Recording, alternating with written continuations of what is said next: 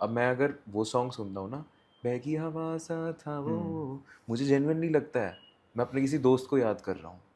नहीं, मुझे बहुत पहले से ही इस बात पर पूरी यकीन आ गई थी कि आपको गाने के ज़रिए जो लफ्ज़ है, जो पोएट्री है, जो थॉट है, उसको कम्युनिकेट करना है।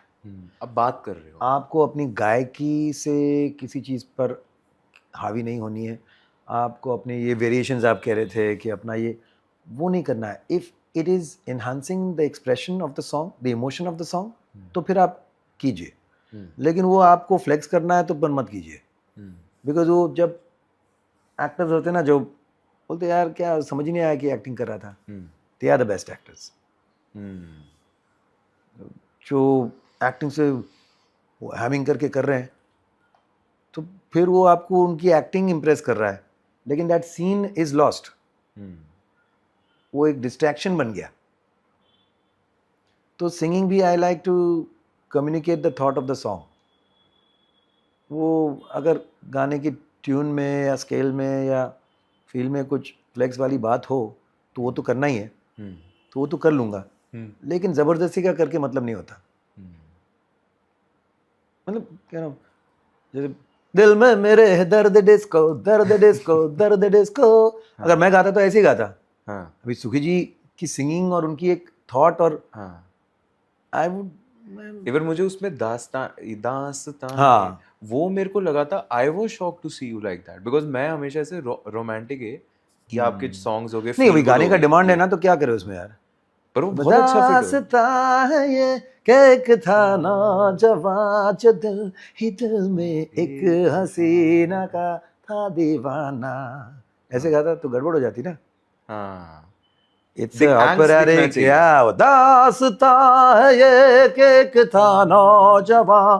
It's a it's operatic presentation, symphonic, एक एक पूरा एक थोड़ा ऑडियो रेस विजुअल एक दिखना ये हो रहा चाहिए। है और वो गा रहा है, so you should have some diaphragm singing in that. अगर सिचुएशन था कि वो अपने कैंटीन में दोस्तों को सुना रहा है, तो फिर मैं ऐसे गाता। So the song dictates how you should sing it. Even that तो ऐसे गाने कम मिले हैं शायद, उस वजह से मैं, आप नहीं नहीं, हैरान वो होगी भी तो ये बहुत कहता अच्छा। गाना अगर मिले कोई ऐसा उस तरह का भारी मिले तो उसको भारी तरह से ही गाना अब पड़ेगा जैसे भाई। कॉन्वर्सेशनल है, रोमांटिक भी है, वो लड़की है कहाँ जिसे ढूंढता हूँ मैं हर हाँ कहीं, हाँ हाँ वो जाता है ऐसे टोन से। हाँ हाँ हाँ हाँ। नहीं नहीं, देखिए उस टाइम पे ना इस तरह के गाने भी बहुत बन रहे थे। Breezy romantic songs, you know, light romantic songs. अभी रोमांटिक गाने सब इंटेंस हो गए हैं सब, मतलब जीने मरने की बातें हो रही है एकदम। वो लड़की है कहाँ, वो लड़की है कहाँ हो गया है। वो नहीं मिले तो मैं मर जाऊं, मैं उसके लिए मेरा जान दे दूं। वो लड़की कहाँ, ये वो लड़की है कहाँ जिसे ढूंढता हूं मैं हर कहीं। तो it's how you approach it ना, जिसे ढूंढता हूं मैं हर कहीं, जो कहीं मुझे मिली ही नहीं, जिसे मेरे प्यार पर हो यकीन, वो लड़की है कहाँ। ये भी हो सकता है, बेचारा फ्रस्ट्रेटेड हो गया है आदमी, ढूंढ रहा है बेचारा, वो ढूंढ रहा है, वो पागल हो रहा है, वो कहाँ वो लड़की। अगर वो बोलते कि ऐसा सिचुएशन है कि हीरो जो है वो मतलब एज पे आ गया है, वो मतलब अब तो मतलब खत्म है, नहीं मिली तो आउट, तो फिर वैसे गाना पड़ता। So it dictates that, but the thing is that you have to allow the song to dictate how you should sing it. अगर आप अपनी गायकी या अपनी कॉन्वर्सेशन में, इसलिए उसका उदाहरण दे रहा था कि I can't prove a point कि यार मैं अच्छा सिंगर हूँ, वो जिद में आप गाओगे तो गड़बड़ है। एटलीस्ट मैं ऐसे नहीं गाता।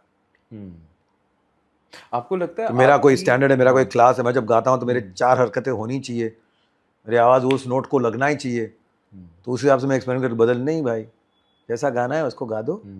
और जो सिचुएशन है, हीरो कोई सिंगर थोड़ी है, हीरो तो कैरेक्टर है ना, कोई भी लफंगा है या टपूरी है या बड़े बाप का बिगड़ा हुआ बच्चा है या फिर गरीब घर का हार्ड वर्किंग बच्चा, वो उसका वो कैरेक्टर है, तो उसको ऐसे ही आपको सुनाना पड़ेगा गाना, जैसे हमारे the greats have done it in the past. अभी रफ़ी साहब, मन्ना दे तो क्लासिकली मतलब किस लेवल के ट्रेंड थे, वो तो चाहते तो हरकतें भर भर के गाते, और उनको जब सीधा गाना मिला है, हे भाई ज़रा देख के चलो, नॉर्मली गाया उन्होंने। किशोर दा तो गाते लगता है कि यार वो ही गा रहा है।